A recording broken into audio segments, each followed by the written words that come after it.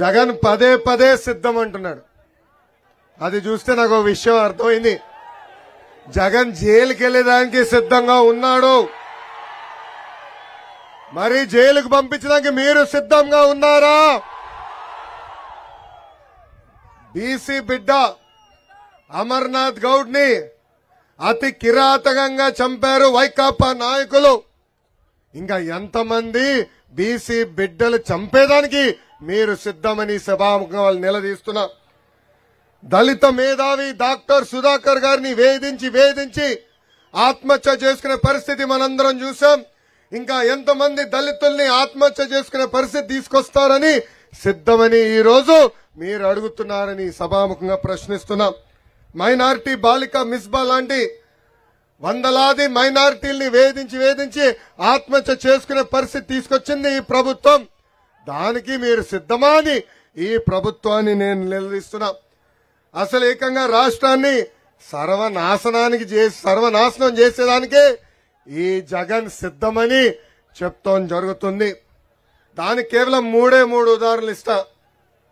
విశాఖపట్నంలో ఏకంగా వైకాపా నాయకుల భూ కబ్జాలకి సహకరించలేదని తహసీల్దార్ రమణయ్య గారిని అతి కిరాతకంగా కొట్టి చంపేశారు వైకాపా నాయకులు. అంతెందుకు బాపట్ల జిల్లాలో రైతు భరోసా కేంద్రంలో పనిచేస్తున్న అగ్రికల్చర్ అసిస్టెంట్ పూజిత పాపం ఆత్మహత్య చేసుకుంది. దానికి కారణం ఈ వైకాపా నాయకులు. వైకాపా నాయకులు ఆర్బీకే కేంద్రంకి వెళ్లి అక్కడ ఉన్న ఎరువులన్నీ దొంగతనం చేసి వెళ్ళిపోయారు.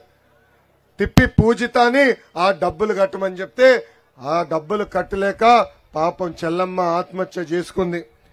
ఇంతేకాదు విజయనగరం జిల్లాలో పంచాయత్ రాజ్ డిపార్ట్మెంట్ కి చెందిన జేఈ రామకృష్ణ ఏకంగా ఆ ఫ్యాన్ కే ఉరేసుకుని చనిపోయాడు.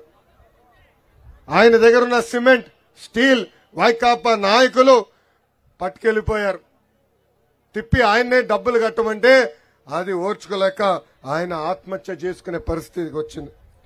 జగన్ ఈ మధ్యన ఒక కొత్త నాటకం మొదలుపెట్టాడు. 4 సంవత్సరాలు 10 నెలలు హాయిగా పడుకుని ఇప్పుడు డిఎస్సి అని తిరుగుతున్నాడు. ఎన్నికల ముందల ఏమన్నాడు? మెగా డిఎస్సి ఏర్పాటు చేస్తా, 23,000 పోస్టులు భర్తీ చేస్తా అన్నాడు. అంతేకాకుండా ప్రభుత్వంలో ఉన్న 2,30,000 పోస్టులు భర్తీ చేస్తానని ఆనాడు మాట ఇచ్చి మడమ తిప్పాడు. ఈ రోజు జగన్ ముఖ్యమంత్రి అయిన తర్వాత కేవలం 18 పోస్టులు ఉన్నాయి, ఖాళీగా ఉన్నాయని చెప్పాడు. దాని తర్వాత 117 జియో తీసుకొచ్చి ఏకంగా స్కూల్స్ ని రేషనలైజ్ చేసి అసలు ఉద్యోగాలు లేవు, కేవలం 6,000 మందికి డిఎస్సి ఏర్పాటు చేస్తారన్నాడు. ఇక్కడున్న యువకులు గుర్తుపెట్టుకోవాలా,